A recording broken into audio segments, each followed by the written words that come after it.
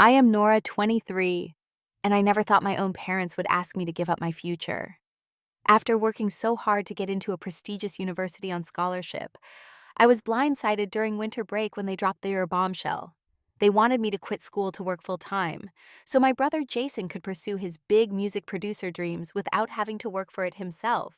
The golden child strikes again. Let me know in the comments where you are watching from and subscribe if you have ever dealt with family expecting you to sacrifice your dreams for someone else. Growing up in suburban Chicago, I always knew something was off about my family dynamics.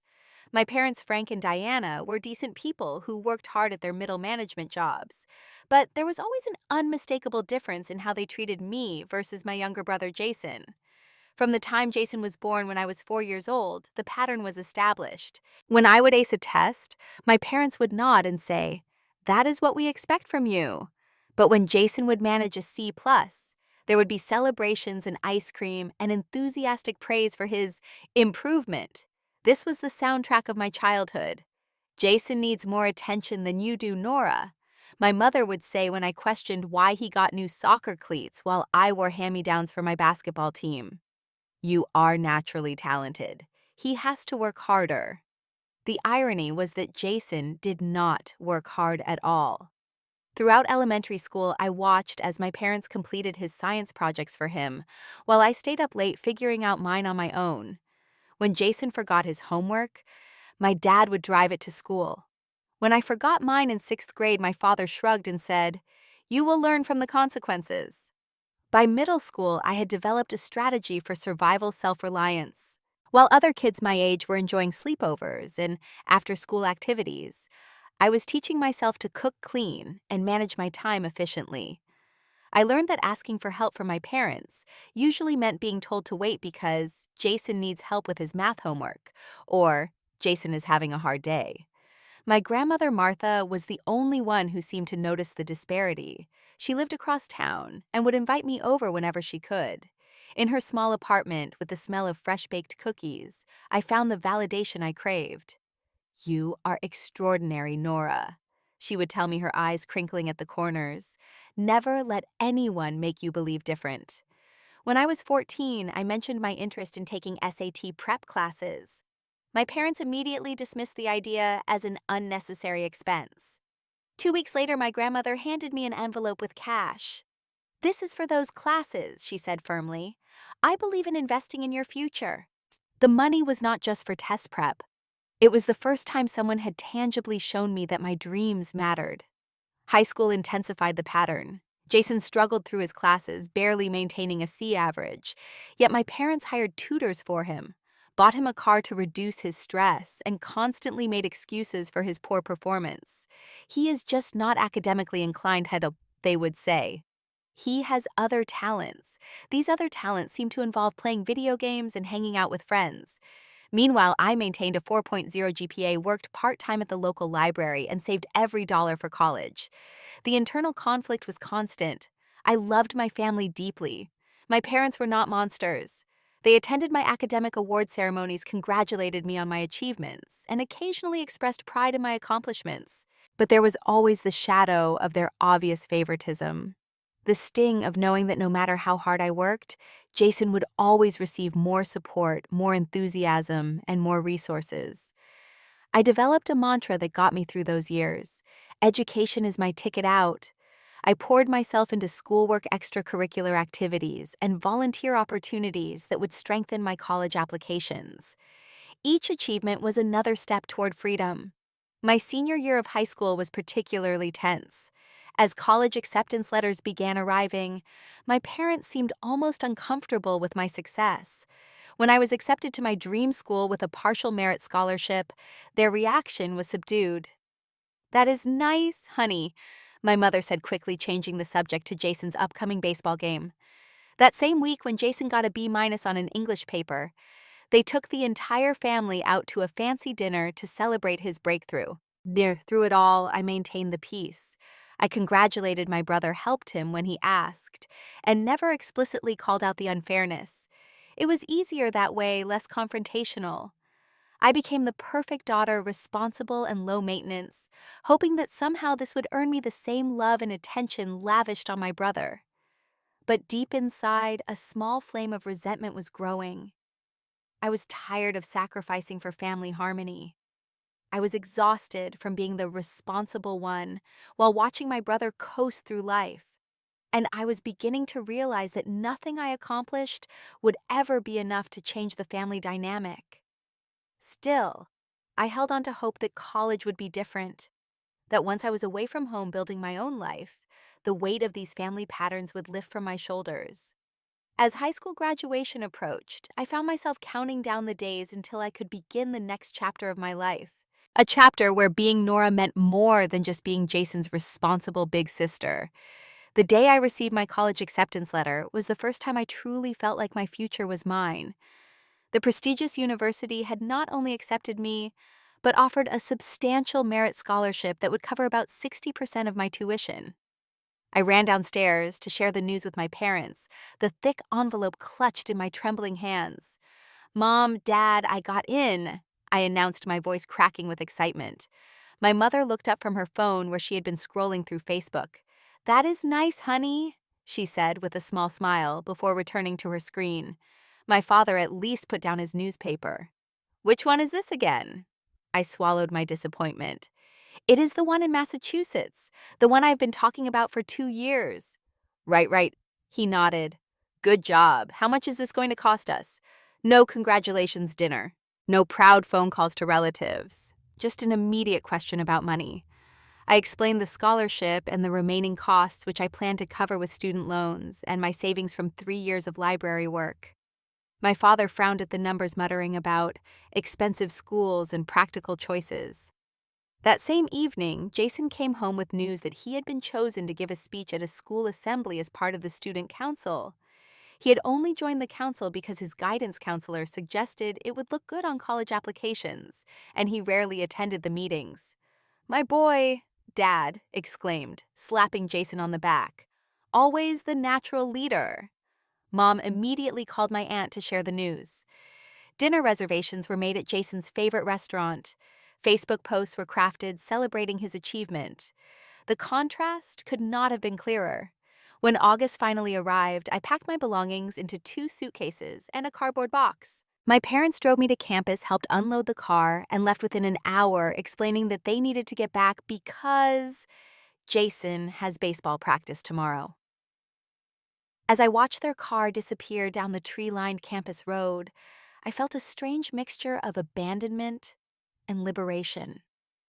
For the first time in my life, I was truly on my own.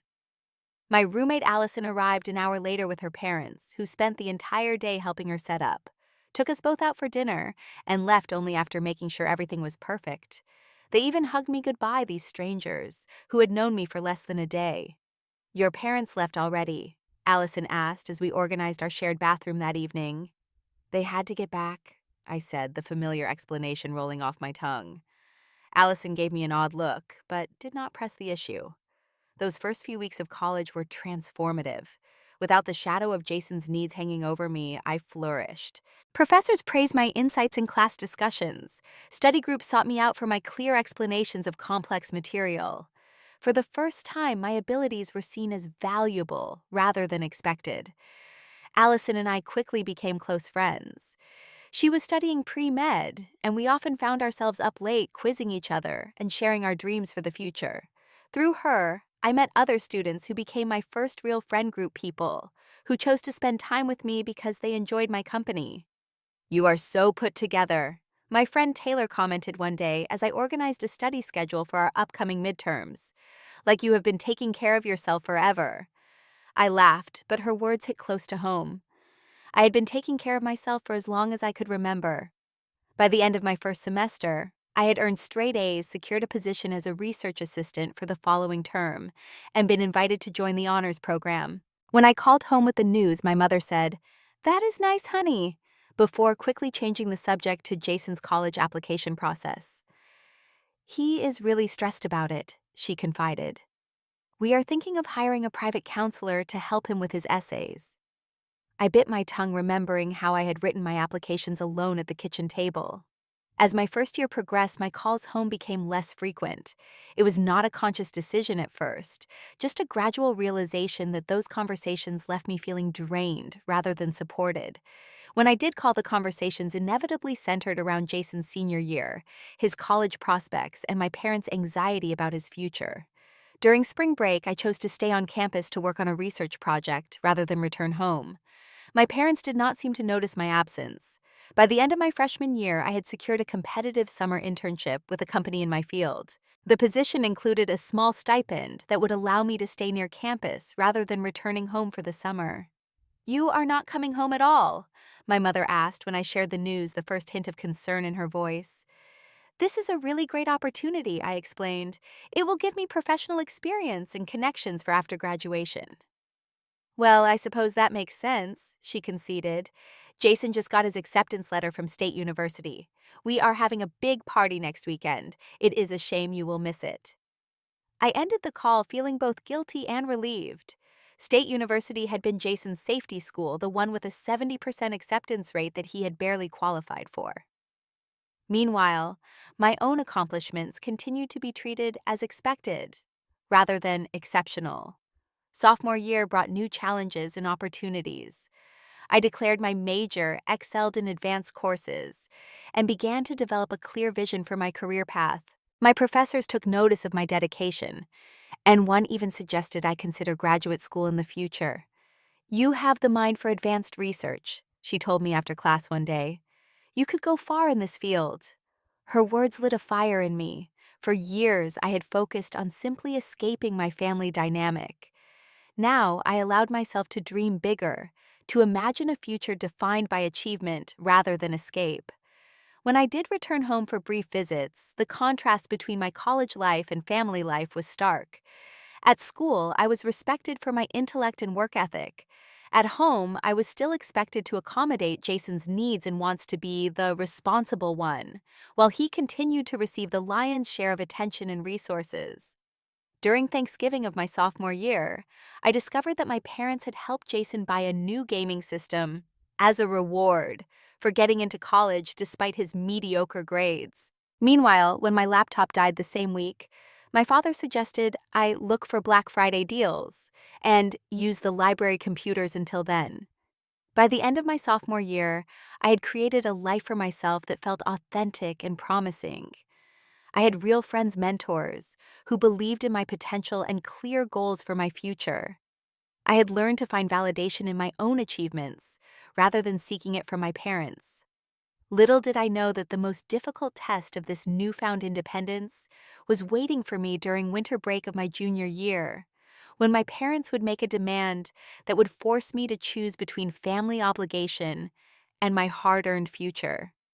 Winter break during my junior year began like any other visit home. I arrived with excellent grade stories about my interesting classes and excitement about my chosen career path in environmental engineering. The house looked the same with our artificial Christmas tree in the corner, and the same faded decorations we had used since I was a child. My bedroom remained unchanged, a time capsule from high school that no longer felt like it belonged to me.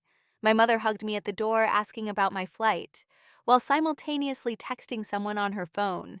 My father patted my shoulder and helped carry my suitcase upstairs, making polite conversation about the weather. Jason was not home when I arrived out with friends, according to my mother. "He is really looking forward to seeing you," she said, though I doubted the statement's sincerity. Jason and I had barely spoken in months. The first few days passed in the usual fashion. I helped around the house. My parents asked surface-level questions about school without really listening to the answers. And Jason made brief appearances between social outings. He was now in his sophomore year at State University, though from his conversations it sounded like he spent more time at parties than in classes. "College is about the experience," he explained when I asked about his studies. "Not everyone wants to be a boring overachiever." I let the comment slide, having learned long ago that confronting my brother's passive-aggressive remarks only led to being labeled too sensitive or jealous. On the fifth night of my visit, my mother announced she was making a special dinner. "We need to have a family meeting," she explained, her tone suspiciously upbeat. I offered to help with the cooking, slicing vegetables, and setting the table, while my mother prepared her famous lasagna, Jason's favorite. My father arrived home from work and immediately pulled Jason into his study for what looked like a private conversation. I tried to ignore the familiar pang of exclusion. When we finally sat down for dinner, my parents exchanged meaningful glances before my father cleared his throat. "We have some exciting news," he announced, beaming at Jason. "Your brother has been presented with an amazing opportunity." Jason straightened up in his seat, a smug smile playing at the corners of his mouth. "I have decided on my career path," he declared. "He is going to be a music producer," my mother exclaimed, clapping her hands together. "Is not that exciting?" I blinked in surprise. "A music producer? I did not know you were interested in music production." Jason rolled his eyes. "I have been into music forever, Nora. Not that you would notice, always buried in your boring textbooks." I bit back a retort, trying to be supportive. "That sounds interesting. Are you changing your major, taking music classes?" My parents exchanged another look, and I felt the first flutter of unease in my stomach. "Well," my father began, "this is more of an entrepreneurial path. Jason has connected with some local artists who are going to need a producer for their work." "Connected with?" I asked. "He met them at parties," my mother clarified. "They are very talented. One of them has almost 5,000 followers on SoundCloud." I nodded slowly, trying to understand. "So you are taking audio engineering classes now?" Jason sighed dramatically. "You always overthink everything. I have natural talent for this. Everyone says so." "Everyone," I echoed. "Jason has been teaching himself using YouTube tutorials," my father explained proudly. "He has a natural ear." I took a sip of water, processing this information. "That sounds like a good hobby. But what about finishing your business degree?" "That is actually what we wanted to talk about," my mother interjected, her voice taking on the overly bright tone she used when asking for favors. "Jason has this wonderful opportunity, but to really make it happen, he needs proper equipment, a home studio setup." "Okay," I said cautiously. "Are you looking for equipment recommendations or—" My father put down his fork. "The thing is, Nora, professional equipment is expensive. We are talking about a significant investment to give Jason a real shot at his dreams." My mother nodded enthusiastically. "We have been looking at our finances, and we think the best option would be for us to invest our savings in Jason's studio." I still did not see how this involved me. "I am happy for Jason if this is what he wants to pursue," I said carefully. "The thing is," my father continued, not meeting my eyes, "if we invest in Jason's studio, we would not be able to continue helping with your tuition and expenses next year." The room seemed to tilt slightly. "I see," I said, my voice sounding distant to my own ears. "Well, I can look into additional loans or maybe another part-time job. I appreciate what you have been able to contribute so far." My mother reached across the table to pat my hand. "Actually, honey, we had a different thought. We think it might be best if you took a little break from college, just for a year or so." I stared at her, certain I had misheard. "A break?" "Yes," she continued brightly. "You could work full-time, maybe in that environmental field you like so much, get some real-world experience. And you could contribute to the household expenses, which would free up more of our income to invest in Jason's future." "Let me get this straight," I said slowly. "You want me to drop out of college with only a year and a half left until graduation, so I can work full-time and give you money to buy Jason music equipment for a career. He just decided on this semester." "Do not be so dramatic," Jason scoffed. "It is not dropping out, it is just a pause." "A strategic pause," my father corrected. "And it would only be until Jason gets established. Once he starts making money from his producing, we could help you go back to school." The absurdity of the situation hit me all at once. I had worked tirelessly throughout high school to earn my scholarship. I had maintained perfect grades while working part-time jobs. I had crafted a clear path toward a stable, meaningful career, and my parents wanted me to abandon all of that for Jason's latest whim. "Have you looked into loans for Jason's equipment?" I asked, struggling to keep my voice steady. "Or maybe he could work part-time to save up for it himself." My mother's expression hardened slightly. "Jason needs to focus all his energy on networking and learning his craft. Besides, you have always been the responsible one, Nora. You understand the importance of family support. Family support, I repeated. Has it ever occurred to you that I might need family support too? That my education and career goals are just as important as Jason's sudden interest in music production? Now you are just being selfish, Jason snapped. This is a once-in-a-lifetime opportunity for me. And finishing my degree is a once-in-a-lifetime opportunity for me, I countered, my voice rising despite my efforts to stay calm. Do you have any idea how competitive my program is? How hard I have worked to get where I am? My father frowned. No one is saying your education is not important. We are just asking you to delay it temporarily for the good of the family, for your brother. I pushed back from the table, tears burning behind my eyes. I cannot believe this. You have always favored Jason, always made excuses for him, always expected me to sacrifice while he gets whatever he wants. But this is too much, my mother gasped.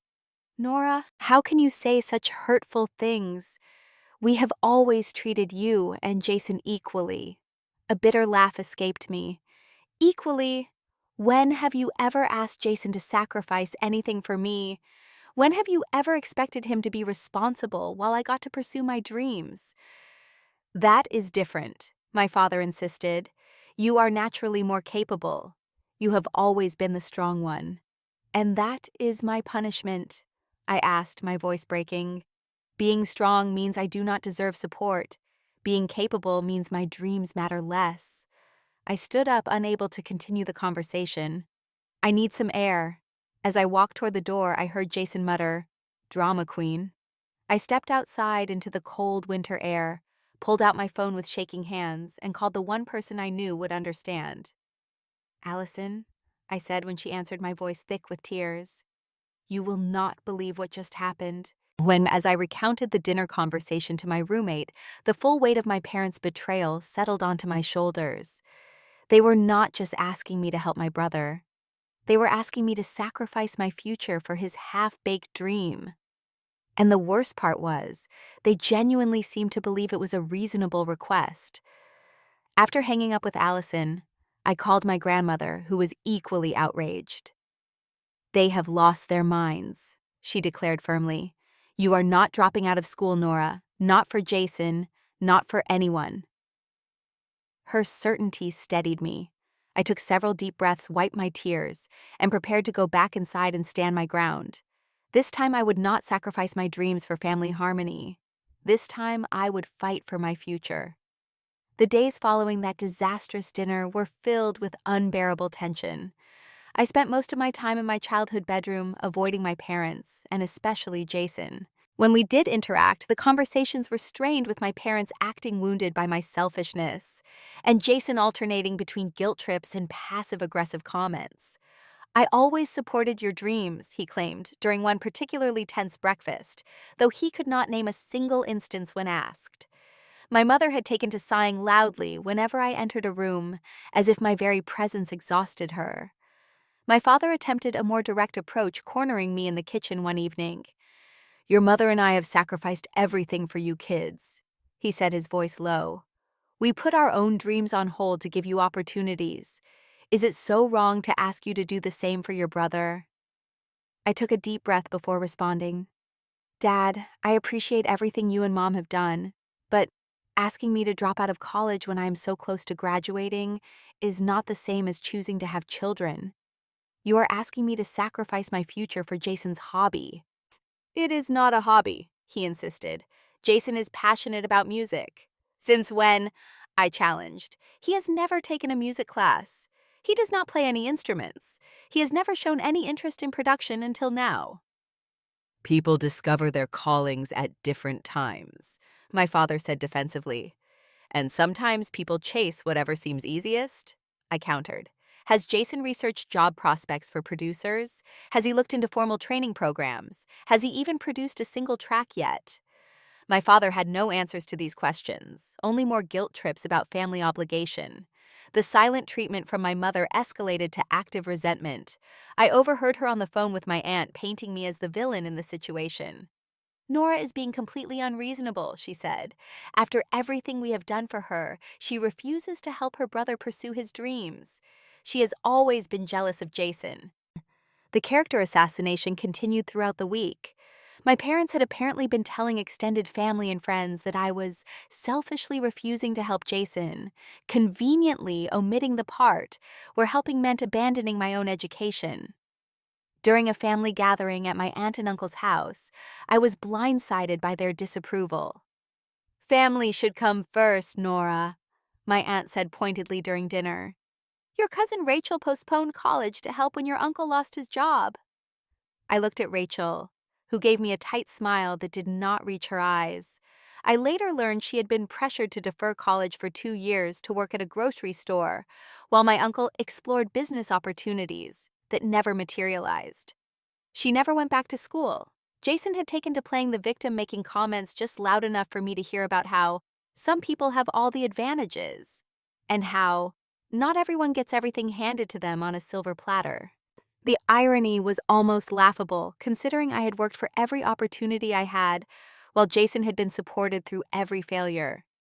One afternoon, searching for an old photo album in my closet, I discovered a box of my old diaries. Flipping through them was like reopening old wounds, as page after page documented the disparity in how my parents treated us. Birthday parties where Jason received expensive gifts while I got practical items. Family vacations planned around Jason's preferences. My achievements downplayed while his smallest efforts were celebrated. The pattern was so clear on paper, so undeniable. This was not a one-time request. This was the culmination of a lifetime of being expected to give way to Jason's wants and needs. My curiosity piqued. I did some investigating while my parents were out running errands. In their home office, I found financial documents that revealed another layer of favoritism. They had a college fund for Jason that was nearly twice what they had saved for me. They had been putting money aside for years for his future business ventures. Meanwhile, they had contributed only the minimum promised amount to my education despite my academic success. I took photos of the documents, my hands shaking with anger and hurt. This tangible evidence of their different standards made it impossible to doubt my own perceptions. The one bright spot during this difficult time was reconnecting with my cousin Sarah, who reached out after hearing about the situation from my aunt, but with a very different perspective. "I think what they are asking is completely unreasonable," she told me over coffee at a local cafe. "You have worked so hard for your education. Jason needs to figure out his own path, not hijack yours." Her validation was like a lifeline. "Sometimes I wonder if I am overreacting," I admitted. Sarah shook her head firmly. "You are not. What they are asking would be outrageous, even if you were both treated equally your whole lives. Given the history of favoritism, it is just another example of them expecting you to sacrifice while Jason gets what he wants." When I returned home that evening, my parents were waiting for me in the living room, their expressions grave. "We need to discuss the financial situation." My father began without preamble. "We have thought about it, and our decision stands. We will be investing in Jason's studio equipment. We cannot continue to support both of you, and Jason's opportunity is time-sensitive." I took a deep breath. "I understand your decision to support Jason. That is your choice. But I will not be dropping out of school." My mother's eyes narrowed. "Then you should know we cannot continue providing the small stipend we have been sending for your expenses. If you choose your education over helping your brother, you will be completely on your own financially." It was an ultimatum, plain and simple. Choose to help Jason or lose what little support they provided. The monthly stipend they sent was not huge, but it helped cover gaps in my living expenses that my scholarship and part-time job did not quite meet. "I see," I said, my voice surprisingly steady despite the panic rising in my chest. "Is that all?" My father looked taken aback by my calm response. "Nora, be reasonable. We are just asking you to delay your education temporarily. Once Jason gets established," I repeated. "And what if that never happens? What if this is just another interest he abandons when it gets difficult, like the guitar lessons you paid for that he quit after 3 weeks or the business classes he is currently failing?" "What then?" "You have always been jealous of your brother," my mother snapped, always trying to make him look bad to make yourself look better. The accusation hit me like a physical blow. All the stress, all the hurt, all the years of unfair treatment crashed over me at once. I felt my chest tighten, my breathing become shallow. The room seemed to spin around me. I was having a panic attack. Right there in my parents' living room, I was falling apart. I stumbled to the couch, trying to breathe through the overwhelming wave of anxiety. Neither of my parents moved to help me. They watched in uncomfortable silence as I struggled to regain control of my breathing, to push back against the crushing sense of betrayal and abandonment. When I finally could speak again, I looked at them through tear-filled eyes. "I am going to stay with Allison for the rest of break," I said quietly. "Her parents have already said it is fine. Running away will not solve anything," my father said, but there was uncertainty in his voice. I stood up on shaky legs. "I am not running away. I am removing myself from a situation that is damaging my mental health. I will call you when I get there." As I packed my bags upstairs, I could hear my parents and Jason talking in hushed tones downstairs. No one came to check on me. No one asked if I was okay after having a panic attack in front of them. Their concern, as always, was for Jason and how my decision would affect him. With my bags packed and my hands still trembling slightly, I called Allison, who immediately arranged for her father to make the hour-long drive to pick me up. When I came downstairs with my luggage, my mother looked up from the kitchen table. "You are really leaving?" she asked, sounding more irritated than concerned. "Yes," I said simply. "Allison's dad will be here in 40 minutes. "This is so typical," Jason muttered from the living room couch, making a huge drama out of nothing. I did not engage. I sat on the front porch swing, the same swing where I had spent countless hours as a child reading books and dreaming of the future, and waited for my ride. As Allison's father's car pulled into the driveway, I felt something break inside me, but also something strengthen. This was the biggest fight I had ever had with my parents, but it was also the first time I had truly stood up for myself and my future. The choice was painful, but clear. I would not sacrifice my education. I would not drop out of college to support Jason's latest whim. Whatever happened next, I would face it on my own terms. The drive to Allison's house was quiet, with her father occasionally glancing at me in the rearview mirror with concern. I had met Mr. Thompson only briefly before during Parents' Weekend at college, but his kindness toward me, a virtual stranger, was overwhelming. "You are welcome to stay with us as long as you need," he said as we pulled into their driveway. Allison told us a little about what happened.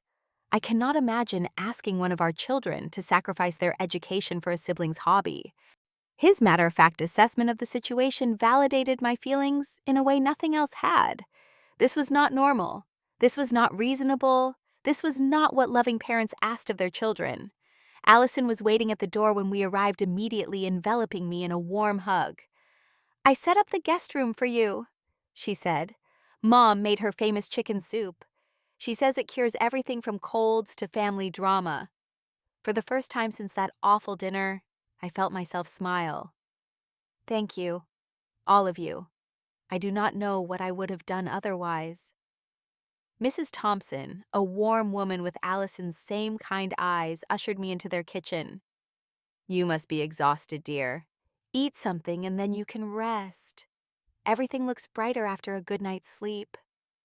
That first night in the Thompson home, I witnessed what a supportive family actually looked like. They asked about my feelings without judgment. They expressed outrage on my behalf without demonizing my parents. They offered practical help without making me feel like a burden. "I have never seen parents like yours," I admitted to Allison as we stayed up late talking in the guest room. "The way your mom and dad treat you and your brother, it is so equal." Allison looked sad. "That is just normal parenting, Nora. What your parents are doing, that is the abnormal part." The next morning, I called my academic advisor from school, explaining the situation and asking about options if my parents withdrew their financial support. "This happens more often than you would think," she said sympathetically. "Let us look at your options." We spent an hour on the phone exploring additional scholarship opportunities, work-study positions, and the possibility of applying for independent student status for financial aid purposes. By the end of the call, I had a concrete plan, and several applications to complete. "You are one of our most promising students, Nora," my advisor said before hanging up. "We will make sure you can complete your degree regardless of your parents' support." Her confidence in me strengthened my resolve. I could do this. I would do this. Meanwhile, my parents had moved from silent treatment to active hostility. My mother sent text messages accusing me of abandoning the family and breaking your father's heart. My father called once, his voice tight with anger, threatening to sell my remaining belongings if I did not stop this nonsense and come home. Jason took to social media, posting vague statements about toxic family members and people who claim to support you but are actually jealous of your success. His posts received sympathetic comments from family friends who had no idea what was actually happening. The betrayal cut deep. I had spent my entire life trying to be the perfect daughter, suppressing my own needs and wants to keep the peace. And this was how they repaid me, by trying to sabotage my future and then vilifying me when I refused. One night, about a week into my stay with the Thompsons, I broke down completely. The weight of it all, the years of unfairness, the current crisis, the uncertain future crashed over me in waves of grief and rage. I sobbed until I could barely breathe, until my throat was raw and my eyes swollen. Mrs. Thompson found me in that state, curled up on the guest room floor. Without a word, she sat down beside me, pulled me into her arms, and held me while I cried. When the storm finally passed, she brushed the hair from my face with a mother's gentle touch. "You know," she said quietly, "sometimes the strongest act of love is setting a boundary. What you are doing, protecting your future, that is not selfish. That is self-preservation." Her words penetrated the fog of guilt and grief. "I feel like I am betraying them by not giving them what they want." She shook her head firmly. "They are the parents. You are the child, even as an adult. It is their job to support your dreams, not the other way around. They have it backward, Nora." The next day, I received an unexpected email from Professor Martinez, who had been my research mentor the previous semester. She was looking for a research assistant for a new project, one that came with a stipend that would help cover my living expenses. "I thought of you immediately," she wrote. "Your analytical skills and work ethic would be perfect for this role." I accepted gratefully, seeing it as another piece of the puzzle falling into place, another confirmation that I could make this work without my parents' support. Then came the most unexpected development of all. My grandmother arrived at the Thompsons' door unannounced, a determined expression on her face. "I heard what happened," she said, stepping inside and fixing me with her steady gaze. "Your mother called to complain about your betrayal." I got in the car as soon as we hung up. She handed me a small wooden box and an envelope. "The box contains my mother's jewelry. It was meant to go to you on your wedding day, but I think you need it more now. You can sell it if necessary. The envelope contains enough cash to cover your expenses until graduation. It is not a loan. It is your inheritance, just arriving a bit early." I stared at her in shock. "Grandma, I cannot take this." "You can and you will," she said firmly. "I have watched for years as they favored Jason, as they diminished your accomplishments while celebrating his mediocrity. I said nothing because I thought it would cause more harm than good to interfere. That was my mistake, and I am sorry for it." Her eyes filled with tears. "But I will not stand by and watch them sabotage your future. Not when you have worked so hard. Not when you have so much potential." She took my hands in hers. "Your parents are repeating a pattern, Nora. Your grandfather did the same with your father and his brother. Your father was always expected to be the responsible one to sacrifice for his less capable brother. Instead of breaking the cycle, he is perpetuating it." This revelation struck me like lightning. This was not just about me and Jason. This was a generational pattern of favoritism and unfair expectations. And unless someone broke the cycle, it would continue. "I never knew," I whispered. "He never talks about it," she said sadly. "But I see the same pain in your eyes that I saw in his. The difference is you are standing up for yourself. You are saying no to the pattern. And I am so proud of you for that." Her words and her support were the final pieces I needed. In that moment, I knew with absolute clarity that I was making the right choice. I would return to school. I would complete my degree. I would build the future I had worked so hard for, and I would do it with or without my parents' blessing. Returning to college with renewed determination, I immediately set up meetings with the financial aid office to discuss my options. The process to establish myself as an independent student was complex, but not impossible. Given your age and the circumstances, we can make a case for independence, the financial aid counselor explained. It will require documentation and possibly an appeal, but we have successfully helped students in similar situations. I threw myself into gathering the necessary paperwork, writing appeal letters, and applying for additional scholarships and grants.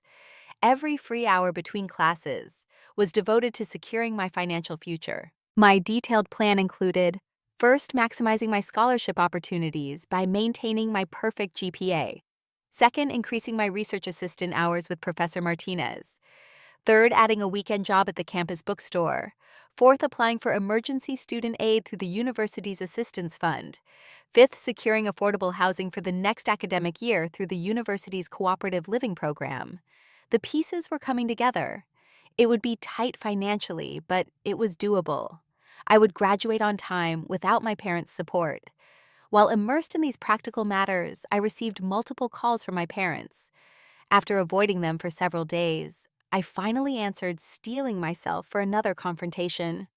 "Nora," my father began, his voice uncharacteristically hesitant. "We need to talk about what happened."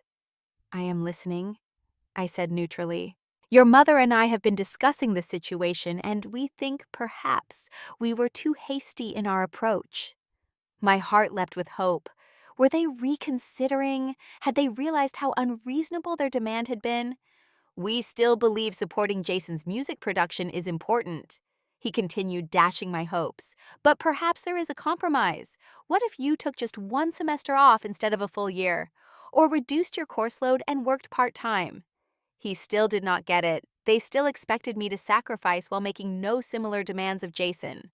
"Dad," I said, my voice steady, "I am not taking time off from school, not a year, not a semester. I am continuing my education as planned. I have already made arrangements to cover my expenses without your help." There was a long pause. "You are choosing your education over your family." The question was so fundamentally flawed, so revealing of the warped perspective that had shaped our family dynamics for years. "I am choosing not to sacrifice my future for Jason's hobby," I corrected. "That does not mean I am choosing against family. You and Mom are the ones who created this false choice." "After everything we have done for you?" my mother interjected, apparently listening on another extension. "This is how you repay us. What exactly have you done for me that you have not done tenfold for Jason?" I asked quietly. The question was met with sputtering indignation but no concrete examples. "I will always be your daughter," I continued. "I will always love you. But I will not drop out of school to fund Jason's studio. My education and future matter too." After that conversation, communication with my parents became sparse and strained. They were clearly waiting for me to come to my senses and agree to their demands. I was equally determined to stand my ground. Meanwhile, I sought help through the university's counseling services. The therapist I was assigned, Dr. Lynn, specialized in family dynamics and helped me understand the patterns that had shaped our relationships. "What you are describing is classic golden child and scapegoat dynamics," she explained during one session. "Your brother was designated as the golden child, the one who could do no wrong, while you became the responsible one, expected to pick up the slack and make sacrifices." "But why?" I asked. "Why would they treat us so differently?" "There are many possible reasons," she said thoughtfully. "Sometimes it reflects the parent's own unresolved issues or family patterns, as your grandmother suggested. Sometimes it is based on gender expectations or birth order. Often the parents are not even consciously aware of the disparity. These insights did not erase the hurt, but they helped me understand that the problem was not me. I had not done anything to deserve less support or higher expectations. This was about my parents' issues, not my worth." Through therapy, I also connected with a support group for students from difficult family situations. Hearing other stories made me feel less alone, less like the ungrateful daughter my parents had labeled me. My parents wanted me to give my college fund to my brother for a car dealership, one student shared. When I refused, they told the entire family I was selfish. My mother expected me to drop out of medical school to help with her business. Another recounted. She still brings it up at every family gathering as proof that I do not care about her. These parallels were comforting in their way, evidence that I was not overreacting or misinterpreting the situation. As the semester progressed, I threw myself into my studies and research position. Professor Martinez became not just a mentor, but an advocate, writing glowing recommendations for scholarships and introducing me to industry contacts. "You have a brilliant mind and exceptional work ethic," she told me after I presented my research at a department colloquium. "Any company would be fortunate to have you." Her confidence in me was a balm to the wounds left by my parents' lack of support. I began to rebuild my self-worth based on my actual accomplishments, rather than my family's distorted perceptions. The research assistant position led to an opportunity for a summer internship with an environmental engineering firm, one that would provide housing and a stipend sufficient to cover my living expenses during the break. This meant I would not need to return home for the summer, a relief given the ongoing tension. As finals approached, I received an unexpected email from my mother. I opened it with trepidation, expecting more guilt trips or accusations. Instead, I found something that resembled, however faintly, an acknowledgement of wrongdoing.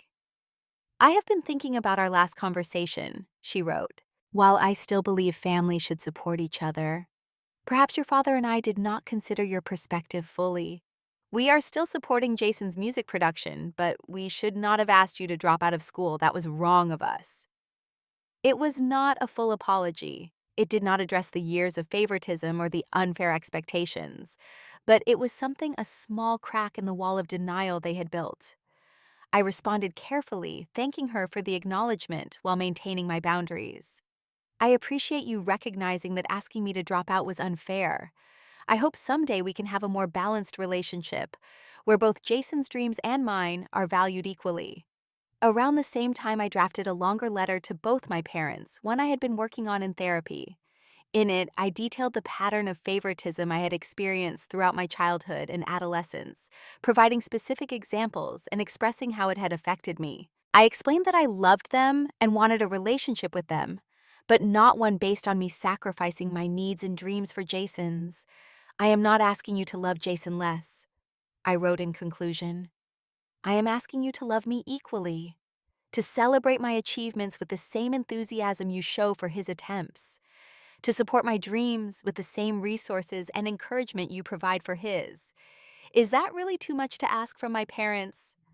I sent the letter with Dr. Lynn's encouragement, not expecting an immediate response or dramatic change, but as part of my own healing process.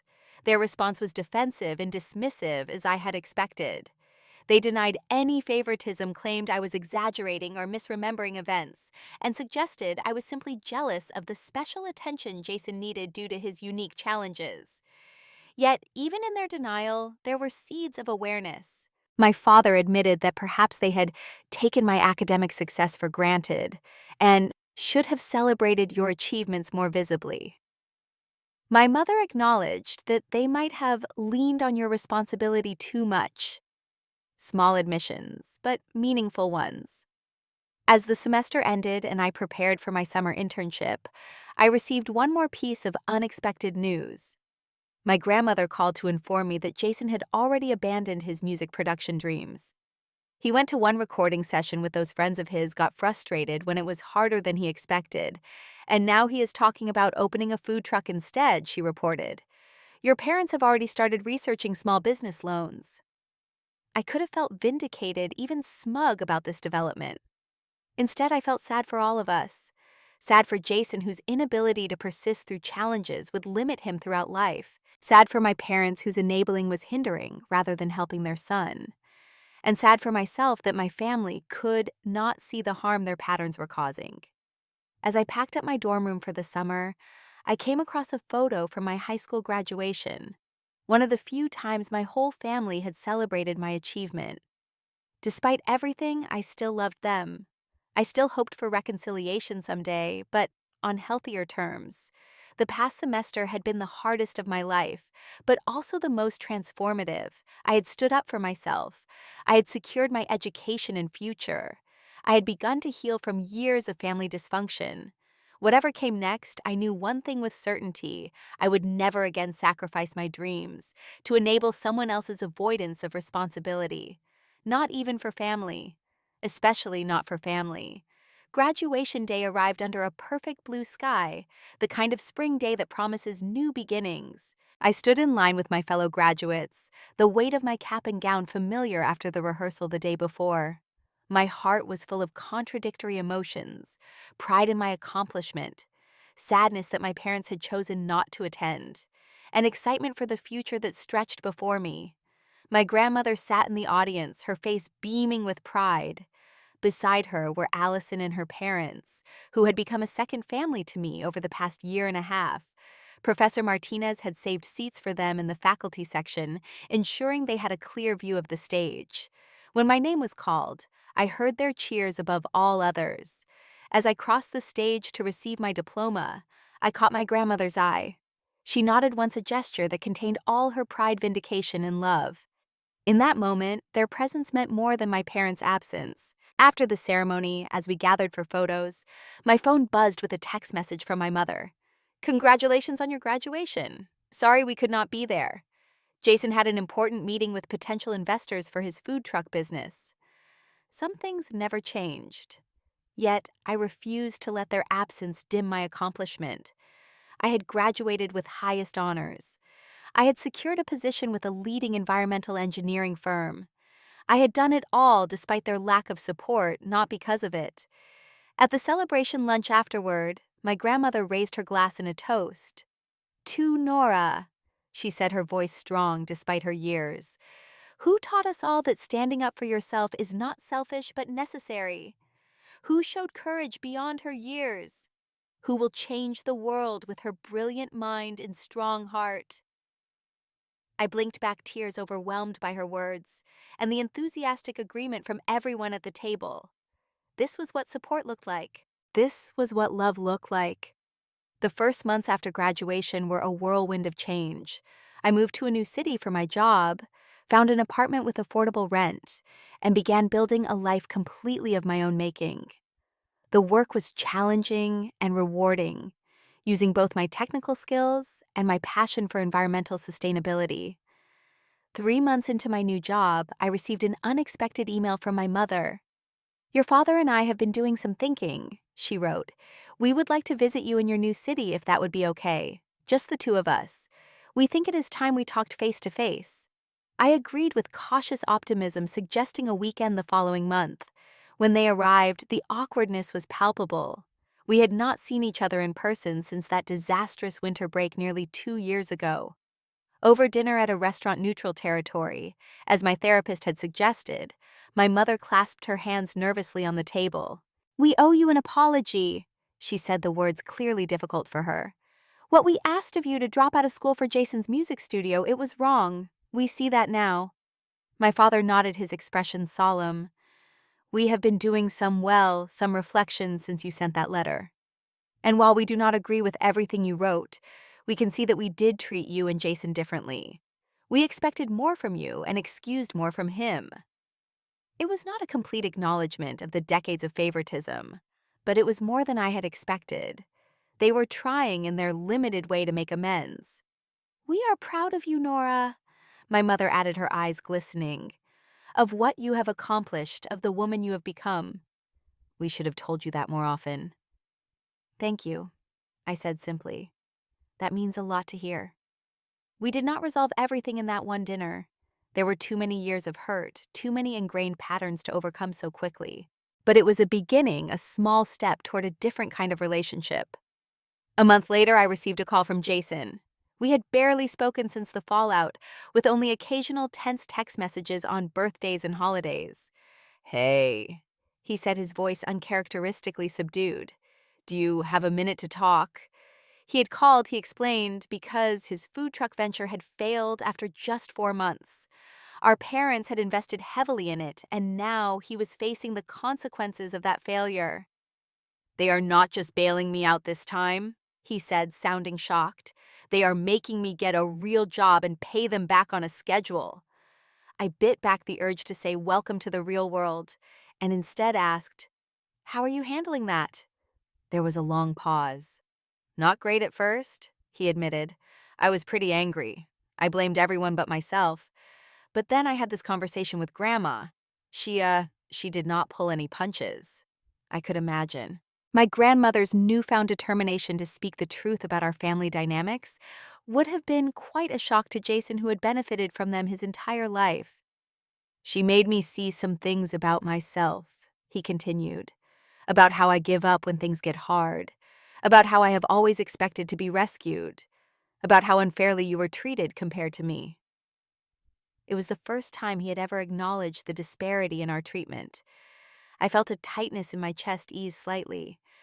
"I wanted to say I am sorry," he said, the words coming out in a rush, "for expecting you to drop out of school for my music studio idea, for all the times I took advantage of the fact that they expected more from you than from me, for being, well, kind of an entitled jerk." "Thank you," I said, genuinely moved by his apology. "That means a lot to hear." "I am trying to get my act together," he told me. "Got a job at an office supply store. Not glamorous, but it is a start. And I am taking a business class at community college at night. For real this time, not just showing up when I feel like it." We talked for nearly an hour, the longest real conversation we had had in years. There was a new humility in my brother, a dawning awareness of his own patterns and their consequences. I did not expect miraculous change overnight, but like with my parents, it was a beginning. My own healing journey continued through therapy and distance. I learned to set boundaries without guilt, to recognize my own worth independent of family validation, and to build relationships based on mutual respect rather than sacrifice. Family patterns do not change easily, Dr. Lin had warned me, especially patterns that have existed for generations. The important thing is that you have broken the cycle for yourself. And I had. I had refused to sacrifice my education and future. I had stood my ground despite the emotional cost. I had built a support network of people who valued me for who I was, not what I could do for them. 6 months after starting my job, I was assigned to lead a project developing sustainable water management systems for drought-prone areas. The work was meaningful, challenging, and exactly what I had studied and trained for. My team respected my expertise, my bosses recognized my contributions, and for the first time in my life, I felt truly valued for my abilities. When the project received industry recognition, I sent the article to my parents. My father called the same day. "This is impressive work, Nora," he said, and I could hear genuine pride in his voice. "You were right to finish your degree. You are making a real difference." It was a small moment, but a significant one. A father acknowledging that his daughter's path had been the right one for her. A parent seeing his child clearly, perhaps for the first time. Around the same time, I began a mentorship program for first-generation college students at a local university. Many of them came from family situations similar to mine, where their academic aspirations were seen as selfish or unnecessary. I shared my experiences, offered practical advice on financial independence, and provided the encouragement many of them did not receive at home. "You changed my life," one young woman told me at the end of the program. "I was ready to give up because my family kept saying college was a waste of money. You showed me it is possible to succeed even without their support." Her words reminded me of my own journey and how far I had come. From the desperate young woman having a panic attack in her parents' living room, to a confident professional helping others navigate similar challenges. A year after graduation, I met my grandmother for lunch during a business trip back to Chicago. She looked older, but still had the same sharp eyes and forthright manner. "I am proud of you," she said as we shared dessert. "Not just for your professional success, though that is impressive. I am proud of how you stood up for yourself when it would have been easier to give in. Proud of how you broke the cycle that has damaged our family for generations." "I could not have done it without your support," I told her honestly. She reached across the table to squeeze my hand. "You would have found a way. You are stronger than you know. Stronger than I was at your age. I wish I had stood up to your grandfather the way you stood up to your parents. It might have changed everything." There was no perfect reconciliation with my parents. No Hollywood ending where they suddenly became the supportive, equitable parents I had always wanted. But there was movement toward a new kind of relationship, one based on mutual respect, rather than expectation and obligation.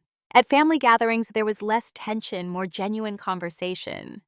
My parents made efforts to ask about my work and actually listen to the answers. Jason and I developed a cautious friendship, reconnecting as adults, without the competitive dynamic our parents had fostered. The most profound change, however, was within me. I no longer defined my worth by my family's approval or measured my success against their expectations. I had built a life on my own terms, surrounded by people who valued me for exactly who I was. One evening, as I sat on the balcony of my apartment, watching the sunset over the city skyline, I reflected on the journey of the past few years, the painful confrontation, the difficult decision to prioritize my education, the struggle for financial independence, the gradual healing of family relationships. It had not been easy. There had been moments of doubt, nights of tears, days when the weight of it all seemed too much to bear. But I had persisted. I had refused to abandon my dreams to enable someone else's entitlement. And in that refusal, I had found my strength, my voice, and ultimately my freedom. What I learned from this experience is that real love does not ask for unreasonable sacrifice. Real love lifts you up rather than holding you back. Real love celebrates your success instead of demanding you diminish yourself for others' comfort. Sometimes the most important journey we take is not the one toward career success or financial stability, but the one toward valuing ourselves enough to stand firm when others would have us bend until we break. If you have ever been in a situation where family expected you to sacrifice your dreams for someone else, what did you do? Did you give in or stand your ground? Let me know in the comments below, and do not forget to like and subscribe if my story resonated with you. Thank you so much for listening, and remember, sometimes the bravest thing you can do is put yourself first.